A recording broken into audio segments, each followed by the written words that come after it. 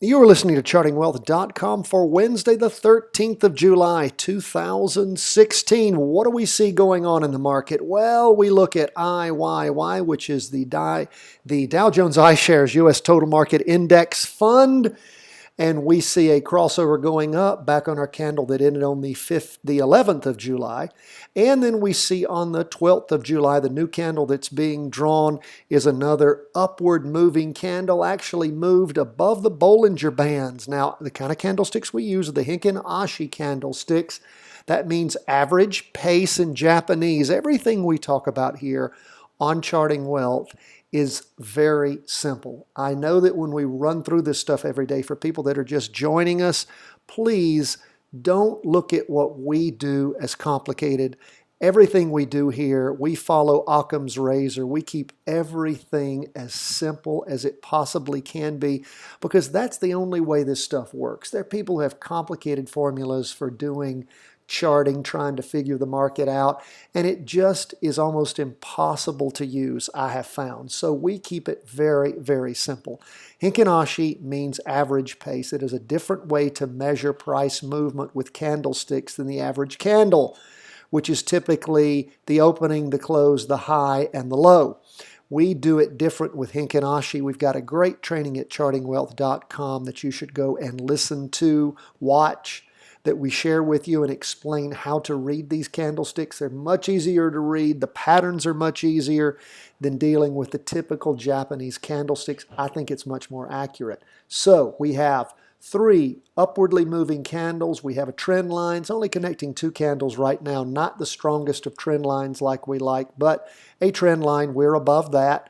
We have, like I said, the crossover going up back on the 11th, and we have the derivative oscillator on the following candle move into the positive green. We have a market that continues to move up after that Brexit drop, where all the stops were cleared by the market makers and the market reset and started moving up since then, back on the candle that ended on the 29th. Now again, we start off with 2-day candles. Again, confirmed up moves on our big charts. We then go to our 4-hour chart. And one more aside, those of you who are listening aren't really clear, go to our website. Please check out how to read a stock chart, our 15-minute video. If you sign up for our newsletter, which includes the video every day of our charting review, plus our trainings when we put those out, plus the weekly review and forecast, you will get a link to our How to Read a Stock Chart video. 15 minutes long, very valuable. We'll cue you in as to just what's going on. Okay, back to the charts. 4-hour chart. We have seen it cross over way back on the 30th. Well, actually the afternoon. Well, no, the morning of the 30th of June. It has been moving up, except for a 3-day stint. We had 3 red down candles, the 5th through the morning of the 6th. And then the market's pretty much been up ever since that. We're above the 2-day trend line. We haven't had a pullback yet for an entry point with this last surge, okay? We're in a confirmed up move on our big chart. This is what we look for. We wait for there to be a pullback, and they're like the pullback between the 5th and the 6th. And when that occurs and you don't have a crossover going down on your chart, then you can jump in if you want to just go by the candlesticks. Otherwise, if you're actually going by the derivative oscillator and the MACD, then of course you want to wait for a pullback where there's a crossover going down and then it resumes in the same direction as the large chart. We don't have either one of those yet. So we'll be looking for that, and we'll cue you in when we see it happening. If it does, it doesn't always happen. When it doesn't happen, we don't get into the trade. That's the beautiful thing about what we do. We're not on Wall Street. We don't have to trade every day. Again, just for the record, IYY total market up 0.73% for the day. The S&P 500 also up 0.73%. They're not usually exactly the same up, but they are today. Remember, the S&P 500 is represented by SPY, an exchange-traded fund that tracks that entire index. It is a confirmed up move on the 11th after there was a crossover on the MACD over the red signal line going up. Derivative oscillator flipped over to the positive today. There was a delay there. We like it when they both move over at the same time. That did not happen. Just means it's a stronger trend. We feel better about it. We have two big surging strong up candles connecting our trend line. So we've got a confirmed up move. If we go to our 4-hour chart from our 2-day chart, what do we see? We see just strong up movement for the last 3 days in a row. Again, don't have a pullback yet, so no possible entry point. We'll continue to watch and see just what happens. All right, we're going to go back to our 2-day chart. We're going to take a look at the Qs. That is the NASDAQ 100, another index fund. Before we get to gold, it is a confirmed up move again, crossing over on the 11th, but it actually had the derivative oscillator cross over about the same time. We like it better when that occurs. Like we said, when all of our indicators line up together, makes for a much smoother movement and we feel more comfortable. We have a 2-day trend line, again, only connecting 2 candles. We like it when they connect 3 or more. Strong up movement. We're not closing above the Bollinger Band like we saw on the prior chart. So what do we have going on? Well, confirmed strong up movement. If we go to the 4-hour chart, the half-day chart, what do we see? Ooh, we see a little bit of indecision, a little bit of a pull back there toward the end of the day. We like it better when we have red down candles. If any of you are looking at trying to hop in and follow this up movement, pay attention. We do have the MACD and the signal line growing a little closer together, and the derivative oscillator's lost some of its energy. So that might not be the end of that down move. Pay attention. Still well above the 2-day trend line. Of course, if you play it straight, we wait for there to be a good pullback that crosses over going down on the 4-hour chart and then moves back in the same direction as the large chart, if indeed that occurs. Let's just continue to watch these charts. Remember what happens on Wednesday news-wise? Federal Beige Book comes out. That is from the Federal Open Market Committee. If you listen to our weekly review and forecast, you know that, and you marked that in your trading journal. Hey, by the way, guess what we do have posted, and you can find it at the website, you can find it on the emails, you can find it on our YouTube, everywhere we're able to post links. You find that we have our new market worksheet. We prepared that as promised for you, and we've uploaded it to the website. Go to Charting Wealth and check it out. You will see it every day when we upload all of our programs. We then have a lot of listings there, all sorts of commentary. You will find right there toward the top the new market worksheet. Check it out. Let us know what you think about it. We're going to be doing a video soon.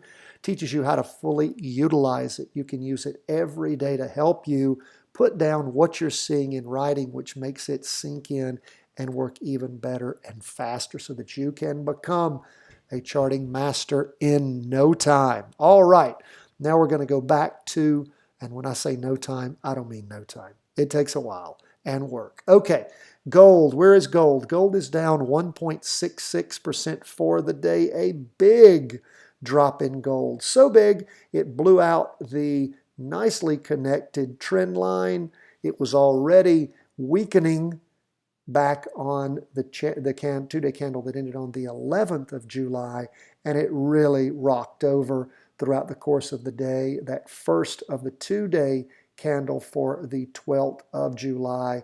It is again a 2-day candle. The 12th of July is just the first day of that 2-day candle. Down wick and a solid red down candle. Strong down movement is what that's showing us. Again, not yet crossed over, going down. In fact, we thought that was going to occur back around the 23rd, but it did not. Gold popped back up again, and the derivative oscillator gained some energy, but the derivative oscillator now has lost energy, and we do see a converging, but not crossover yet, on the MACD and the red signal line. So let's look at what happened during the day. On the half day or 4-hour candle, we saw a crossover in the morning through the 2-day trend line. We had seen a crossover going down back on the 11th. That continued throughout the course of the day, strong down movement in the morning and in the afternoon. Derivative oscillator continued to heat up in downward momentum, as did the MACD with the signal line and the MACD moving apart from each other and down at the same time. That is where we are. We do not have any entry points at this point for entries into trades in either the down movement on gold or the up movement on our indexes. We will continue to watch for those. We want to see rollbacks either in the candles if you want to take a little bit more risk, or in the MACD crossing over going down. Again, this is the short charts that we're looking for these movements. And once we see that reverse and it turn around and move in the same direction as the big chart, if it does, that's when you jump in and you want to ride that wave going in the direction of the big chart. We sure appreciate you being with us. We love doing this for you every day. It is a lot of fun, and we just appreciate you listening, watching. Thank you for all the great ratings you've given us. Appreciate everyone who signed up and subscribed to us at YouTube. We're getting closer and closer to the magic 1,000 subscribers on YouTube. When we hit that, we can then provide you with proprietary broadcasts via YouTube. They require 1,000 subscribers. Thousands listen to us every week, but that hardcore subscriber base is what counts the most. If you want to help us out and you appreciate what we do, go subscribe. You will then be in line to receive our proprietary broadcast when we hit the 1,000 subscriber mark. Also, we love to hear from you. You can always go to the website, email us. You can follow us on Facebook, Twitter, Instagram, YouTube, in addition to iTunes.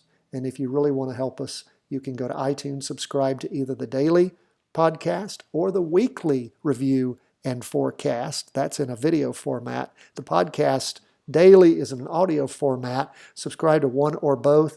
If you really want to help us out on that daily, give us a 5-star rating. Say something about us. You guys keep moving us up in the ratings. Highest we've been at so far, number 7 in the world for stock market broadcasts, and we thank you. Our goal is to go to number 1, of course, but we just appreciate sharing this information with you and hearing back from you and seeing that it's helping you figure the market out.